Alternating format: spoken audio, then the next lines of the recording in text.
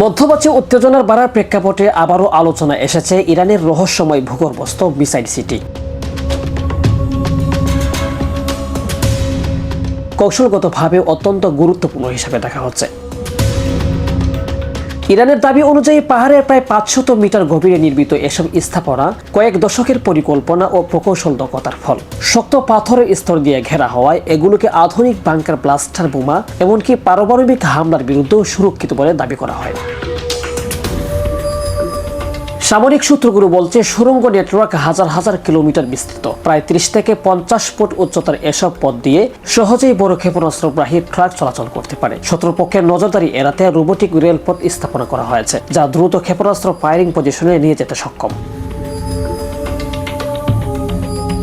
এখানে শাহাব-3 ও খুররাম শহর ধরনের ব্যালিস্টিক ক্ষেপণাস্ত্র মজুত রাখার তথ্য প্রকাশ পেয়েছে। প্রতিটি কমপ্লেক্সে অ্যাসেম্বলি হল, কমান্ড সেন্টার, সেনা ব্যারেক এবং চিকিৎসা সুবিধা সহ একটি স্বয়ংসম্পূর্ণ অবকাঠামো গড়ে তোলা হয়েছে বলে জানা যায়।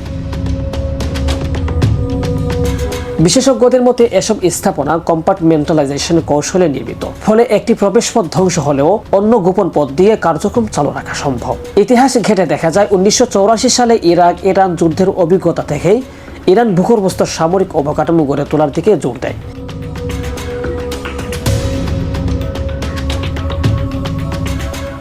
পরবর্তীতে 90-এর দশকে প্রযুক্তিগত সহায়তার মাধ্যমে এসব স্থাপনা আরও আধুনিক করা হয়। সামরিক বিশ্লেষকদের ধারণা এই মিসাইল সিটি ইরানের প্রতিরক্ষা কৌশলের কেন্দ্রবিন্দু। আঞ্চলিক ভূরাজনীতিতে নিজেদের অবস্থান শক্ত করতে এটি গুরুত্বপূর্ণ ভূমিকা রাখছে বলে মনে করা হচ্ছে। শেখ সাদি, BDS নিউজ।